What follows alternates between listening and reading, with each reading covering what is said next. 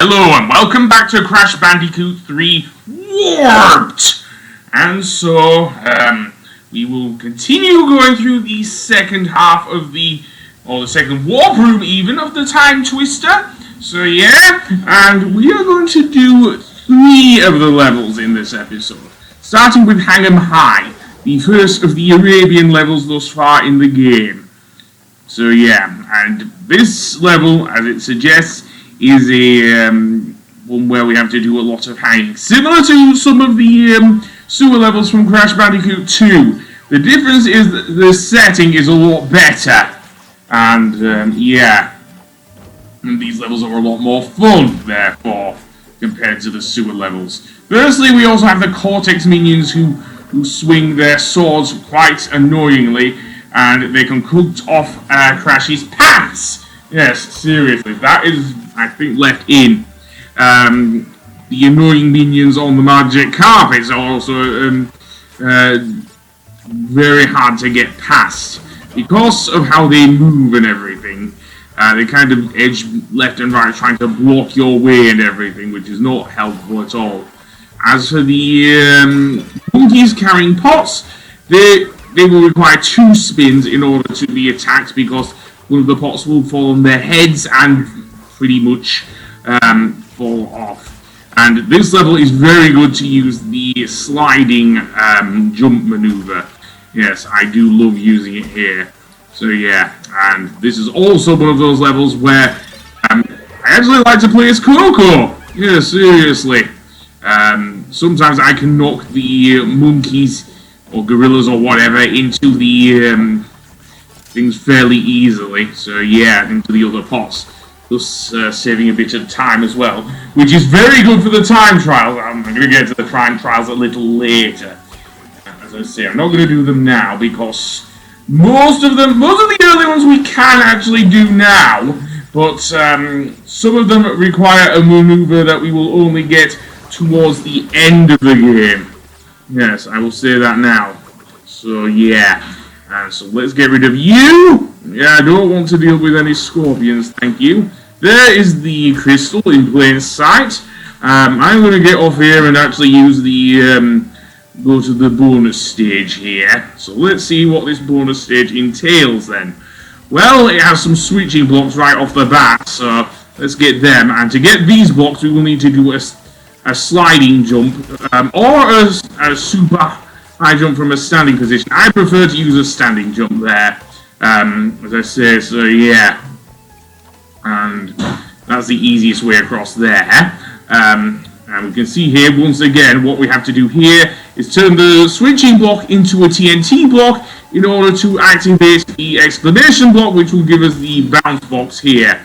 So yeah, it does help very well to know that if you're going for 100%. I was trying to, at least, until one specific level. And I'll get to that towards the end of the game. So yeah.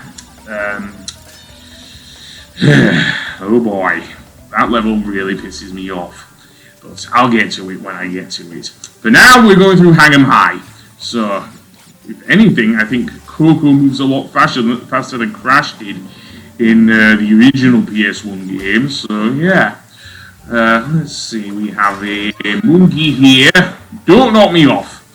And there's me knocking him into the pot. Then again, the crates were right behind Coco, so that makes sense. So let's bounce on the tarpaulin, and now we have our first nitro crate, and thank goodness I was near a checkpoint, that's all I'm going to say. So I want to move Coco well away from there. Do I want that? Maybe, but I probably want to go to the... Well, jump over the nitro box, although this sword swinger is not helpful. And apparently this game will not let him knock me into the crates, unlike in the original PS1 game. But I still like Insane Trilogy, seriously. So, yeah, and another one up, very nice. Believe it or not, we can actually get the next box gem very easily. There is another gem, namely the yellow gem in this stage. However, we will need to actually unlock it via a different way because we cannot get it within the main stage. No, we can't. But I'll get to that a little later. As I say, for now, I just want to get the go through the main stage and not miss one match. So, indeed, get those things. Do your dance, Coco. Yeah, I'm sorry, it doesn't have the same ring as Kirby. So, now I am going to go to, well, level 10, Midnight Run. The second and last Pura stage in the game. So, indeed, I'm going to do that. And, indeed, let's indeed do it. This stage is a little harder than Orient Express, because now we will have to deal with some more enemies here and more jumps as well. So yeah, firstly there are more guards holding weight, or the rock, no, the rocks. So yeah, and more minions carrying, sorry, I call them Cortex minions then. Because I don't want to mistake them for the little orange blobs from Despicable Me. Hell no. Okay, so that's different. That death is different. Originally in the original version of Crash 3, what would happen is that Coco would be seeing stars, yes. However, she would then collapse, and Pura will be nowhere to be seen. What happens in Insane Trilogy is that she sees stars for like a few seconds, and then she catches Pura, which honestly is actually cuter. It's actually cuter than the original game. I don't think it's as good, but I will say it is cuter. So yeah, there are also more of these annoying barrels to deal with. You think Donkey Kong had enough trouble with those things? And also, I guess by extension, Mario, but never mind. So yeah, if you want to get all the boxes, however, you probably don't want to hold down the circle button except to get those ones that are in mid-air. Yeah, seriously. But as I say, I'm probably not going to get the box gem here. Another thing about this is one of those stages, alongside also Orient Express, that you can actually do a time trial on this early in the game, because of course Pura does come with the ability to charge using the circle button. So yeah, I don't know which button it is on the Switch version, but it is available there. So and also it is very hard to see some of the boxes when you're moving at that speed. Seriously. Oh boy. Yeah.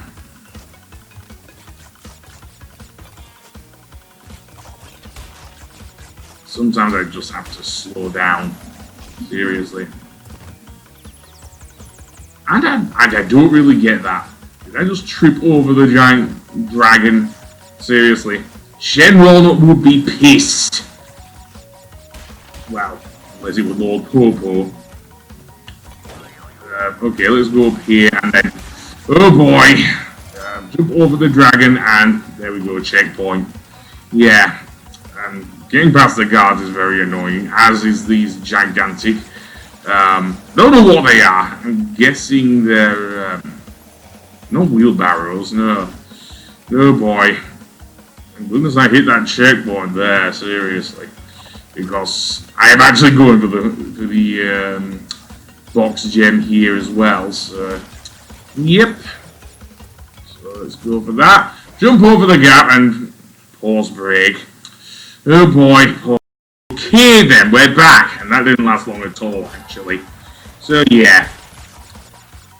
So I missed one there, so... Automatic death! Yeah, this is going to be one of those episodes, I'm afraid. So let's get those and carefully navigate our way through there. Yeah, I do not like those barrels one bit. Seriously. Jump over you, and I might want to give a short burst of speed. Again, you can tap the circle button in order to do that. Just don't go overboard if you're going for all the boxes like I am. Certainly, from my experience anyway. But, yeah, these guys are annoying. Jump over you, and yeah, a little burst of speed there. Now, getting the crystal is going to be tough because of Mr. carrying whatever there. So yeah, I did get the crystal, but Apparently the game thinks I've got the crystal anyway, so I'm not going to question it. So let's just get past him. At least now I can get past that guard that's carrying the... getting boulders for the other guards. Yeah. Again, not easy at all, really. But there we go. There's the second and final burrow level. I'm sad that they didn't put any more in, but never mind. Now I'm going to get the gem, and we are done with that, sadly, because I do actually like some of the... I do like the burrow riding stages, but never mind. It was not to be. Apparently they spent more time doing what can I say? Those I can't even think. So never mind. Let's just actually switch characters now. And yes, I decided a new run there. So let's switch to Crash, and I am going to go to not Tomb Time. No, I'm going to go to the first motorbike stage, Hog Ride. G'day, mates. Dingledile's the name, and Uka and Cortex gave me orders to bring the crystal to them during the Ice Ages. So give me the goods and shove off, or I'll roast yous. As I was saying, these levels can be a pain in the ass because of how they're set up. To actually get the crystal, you have to come in first place. So yeah, in order to get all. However, I found it very hard to get both the gem and the crystal in one run. So yeah, you'll be seeing me do 2 runs on this level in this episode, and 3 in the whole playthrough because of that, to get the relic for the time trial. Again, you can actually go for the time trial earlier with this stage. I just don't prefer not to do it. So my first run here will be to get the gem, the box gem, the only gem for this stage, really. And indeed, the only gem you can get in most of these stages, anyway. So yeah, and that doesn't require you to come in first place. So yeah, and that is a good thing, because holy crap, is it annoying to deal with in the thing. So I did get the gem. I got all 13 boxes. So yeah, so if you do lose in one of the motorbiking races in NC, what has changed between that and the original game is that you can actually restart without having to go through the go back to the warp room and re-enter. So yeah, which is a nice change from the original game, seriously. So now I'm going to go for the crystal. So basically, what has become annoying about the motorbike race stages in Insane Trilogy is that now apparently the Cortex minions in their cars can easily shove you off the road. Seriously. Although there are dirt piles to go into, should you wish. So yeah, that also has changed, but it does slow you down a tad. And any wheelie boost from the boost pads here will stop automatically once you go into the dirt track. So yeah, so you can go into the dirt track if you wish. It is just not recommended. And you probably do want to do a wheelie boost for as long as possible. That is not easy. In fact, I found it damn well hard to do. Seriously, I was like inches away from losing here. And this was after multiple tries, but as I say, yeah, we've done it. We've got our first crystal. I will be getting the relic later, as I say. And you do need to get the relics anyway to get 100% as well, so yeah. So now I'm going to go to Tomb Time, the first Egyptian level. And yes, this level's, well, interesting. This one has 2 gems. One for the box gem and one hidden gem. However, you will need to get the purple gem from another stage in order to get it. similar to the other Crash games, of course. So yeah, so what are these levels like? Well, we have to deal with some giant crocodiles, which will try and bite Crash's ass. There are also mummies within within each of the Egyptian pyramids, or in this case, the Sphinx that looks like Dr. Cortex. Seriously, kind of reminds me somewhat of the Adventures of Sonic the Hedgehog, where Dr. Robotnik got a hold of in Adventures of Sonic the Hedgehog, the 3 Chaos Emeralds and started messing with time and everything. This is what this game, I think, is akin to, really, the Chaos Emerald saga from the from Adventures of Sonic the Hedgehog, seriously. Anyway, the bonus stage in Tomb Time has us dealing with a fair few explosive TNT boxes, so yeah, and as well as some boxes suspended in the air. Again, it isn't as bad as some of the bonus levels in Crash 1, oh no. And I mean some of the Tauna ones, as well as the Embryo and Cortex ones. So yeah, so to get up here, we want to be careful and bounce off the box before we set off the TNT box to reach that one up there. So yeah, it's not easy for me to do mine, but never mind, we've done it. So now we can go back through here and go back to the main level. So yeah. So now, be careful of those scarab beetle ones because they will fall down. That isn't easy to deal with at all. Hell no. I remember back in, I think it was 1998, when I first played Crash 3 on the PS1 and having to deal with those things. Another thing of note, you can get a few Wumpa fruit from the monkey there. Seriously. And then this is very annoying.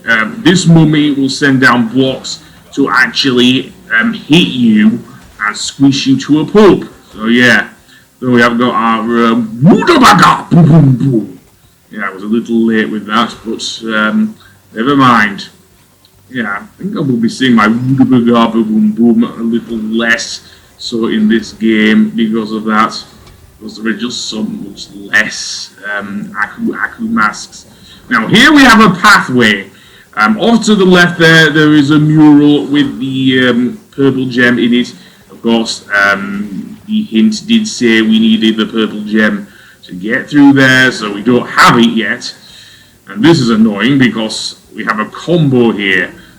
Actually, no, we don't. It will only send out the thing, but we will later have to deal with that. But yeah, these time switches are annoying because sometimes you have to time your jump to get on the pillar. Again, what I like to do is make Crash jump multiple times on the switch until the thing comes close. Another thing of note, I have been overlooking these arrow traps. Crash can easily crawl beneath them. Although, having said that, his crawl isn't as good as in the original games there, seriously. If there's anything I will say about the original games, it is that. I could easily crawl underneath the things, but yeah, not so here.